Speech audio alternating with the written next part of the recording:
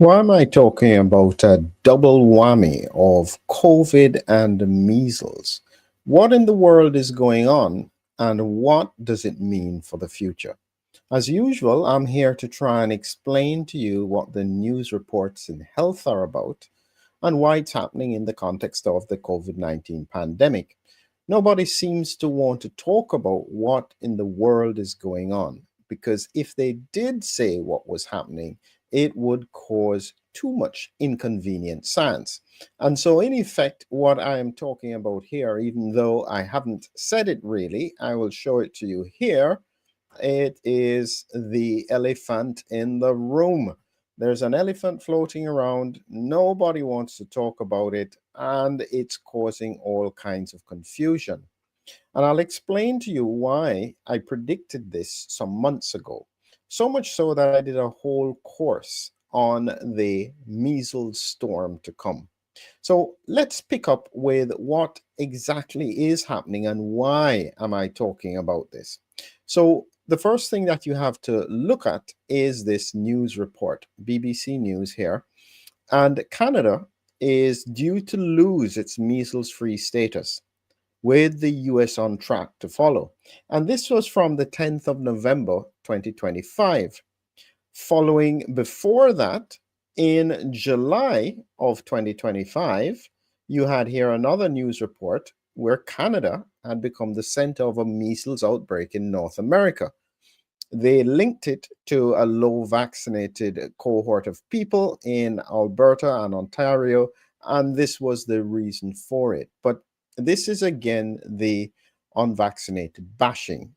And I just want people to understand that yes, measles vaccines are important, but I don't think that the unvaccinated are the cause of this outbreak. They are the visible reason that you're seeing it because they have symptoms, but I'll explain to you why this is so very important. The other news report was in October.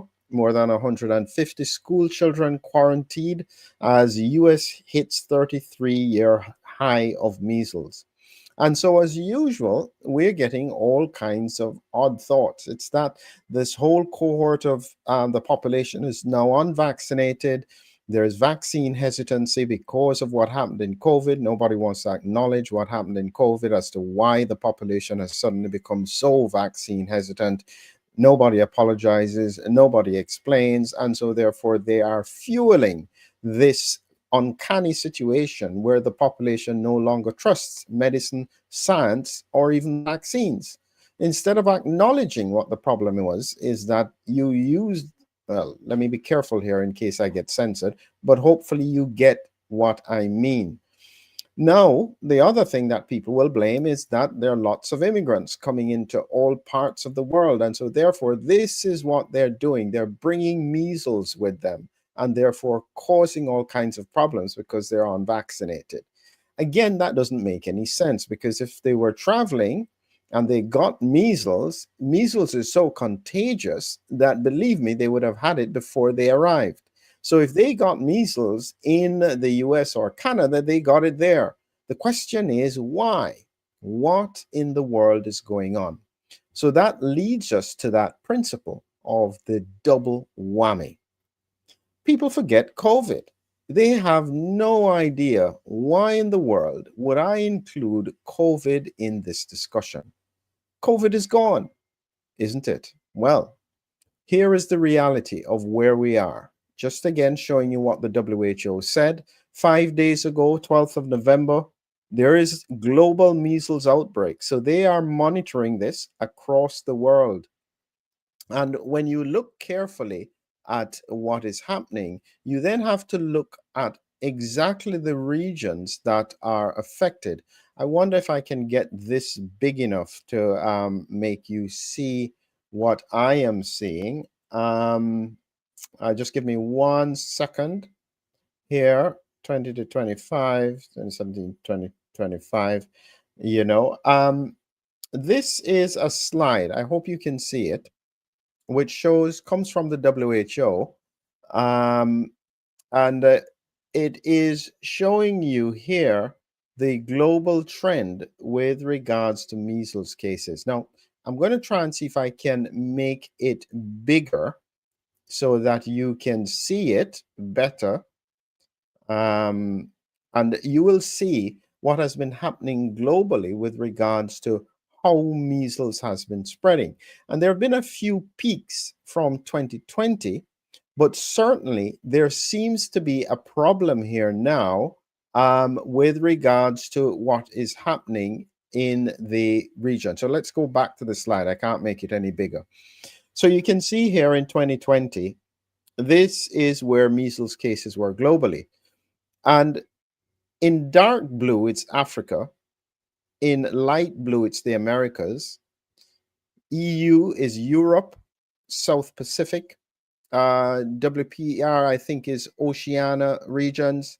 This is the central part, North Africa, and the Middle East. And so you can see each one in different colors.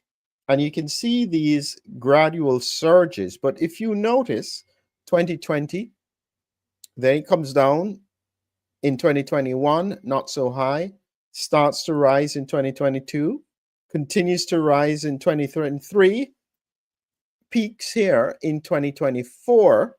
And in a sense, we are still having circulation of measles in 2025.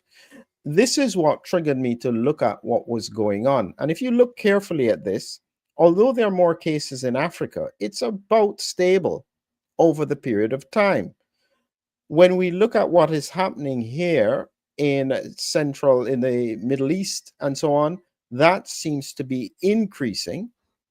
Europe had a massive surge here, and we can see that there is a rise in the Pacific as well. And as time goes by, Africa's numbers seem to be falling off again. But what we're seeing here is an appearance of light blue, and light blue means the Americas. This is where we're now having more and more measles cases occurring.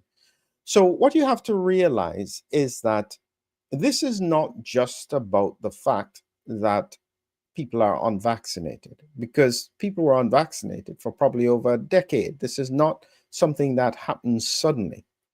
But the herd immunity seems to have shifted post-pandemic. That's the bit that I am interested in. So this is where we come to the science around what happened. And as I said, if you understand the science, you can extrapolate what is likely to happen next. And so when I looked at this in terms of the presentation that I did, it highlighted an important point about what I thought was going to happen and why. Here we have what happens with COVID. Viral infection affecting the upper airway. If it breaks into the systemic circulation, it then causes all kinds of problems. But what happens with COVID is that it takes out some of your immunity. So you have the T cells, the B cells, the natural killer cells. All of this, in terms of your immune team, are depleted. So every single infection is going to rise. Viral infections, fungal infections, bacterial infections, certainly ones that are related to interferon. And so we will see this surge of infection like we have been seeing, especially where the virus is circulating very highly. And people get upset when I say that it is circulating highly in highly vaccinated regions. They say it is across the whole world. I don't think so. I think we know it's circulating in highly vaccinated regions, and there should be an explanation for why that is happening. Here is where the problem comes, because measles, as I said, is representative of that double whammy. I told you already that COVID wipes out some of the immune system, but there is no better virus to wipe out the immunity than measles. And so when you combine them together, this is the picture for what I said you get. Not only are your T cells, B cells, and natural killer cells removed, also your monocytes, you're left only with neutrophils and mast cells. This is the recipe for disaster. So when we look at it, one of the points that I had made before was that they need to step aside from the narratives, because the narrative now is that the measles unvaccinated are spreading measles. They're certainly being infected, but once you get it once, you have natural immunity and that's it for life. And so therefore, it's only one infection. And so if you even had a cohort of low vaccinated region, measles sweep through it, that's the end of the measles, especially if you quarantine them. But this is not what we're seeing happening. Even when we have these measles cases, they are not because another unvaccinated person passed it on. So you can see that. But what we seem to be seeing is very broad measles cases across whole regions where they're not necessarily directly connected. And this raises the question that nobody wants to talk about: subclinical measles circulation. And this is what I dealt with in that presentation, because if the population's immunity has been depleted and they are unable to fight off a measles virus in the normal way, they will then get infected subclinically. Because remember, you know someone has measles because of the rash. But because someone had partial immunity, they may not necessarily have a rash, or the rash may look different. And so you will not know that this was measles. That's where the mistake is. What they should be doing, and if this is purely about science and not interested in narratives and protecting interests, you would check everybody. Because what you would want to know is what percentage of the population who are already vaccinated are still potentially subclinically infected with measles and therefore circulating it. And what we may be seeing is not just the fact that more people are unvaccinated and getting measles, but there is a larger pool of subclinical measles infection where people think they just had a viral infection and they're fine, but actually it was measles. They circulated it to other people, but because they didn't have a rash, they didn't know to isolate. This is the kind of recipe for disaster. Because as I said, if measles continues to circulate with COVID, remember, it's not measles on its own. If both of them are circulating at the same time, you're going to get a situation like this. Absolutely depleted immune systems with immune memory wiped. An absolute recipe for disaster. And this is the concern I have.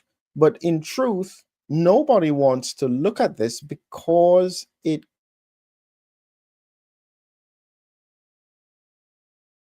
dangerous that we have today is no longer able to address complex issues and be open and honest about them. They There is a fear of saying something like the people who have been vaccinated against measles can still circulate it. There is nothing to be afraid to say that, because the measles vaccine works very well, but there is still a cohort who can circulate it subclinically. If you tell the population that, and it actually indicates you may need higher vaccine penetration to cope with the situation that is having with COVID. When you are unable to openly discuss the science, this only increases hesitancy and causes problems in the long run. So, my prediction is that we are likely to see an outbreak of ongoing measles circulation. It is not going to stop, but following right behind it, especially if combined with COVID, is a raft of other illnesses, infections that don't seem to make sense, and the population just gets sicker. Difficult times ahead. This, in effect, makes the perfect breeding ground for an influenza spread. With no immunity left across the population, there is nothing to stop other viruses from sweeping through. As usual, my advice, very simple. Make sure you protect against viral infections. This is why we wrote Humming Heroes. If you hum along, it will protect your upper airways, make it more difficult for any virus to break through. It costs no money.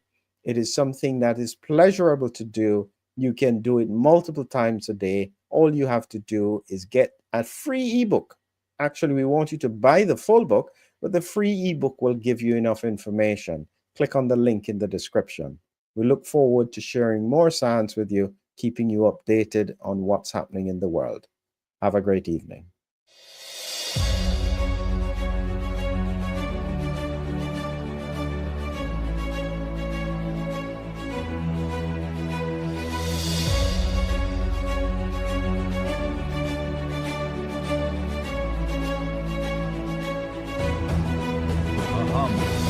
A hero, an immune adventure. Humming Heroes, your lyrical guide to the body's defenders. Now on Amazon. Check the links below.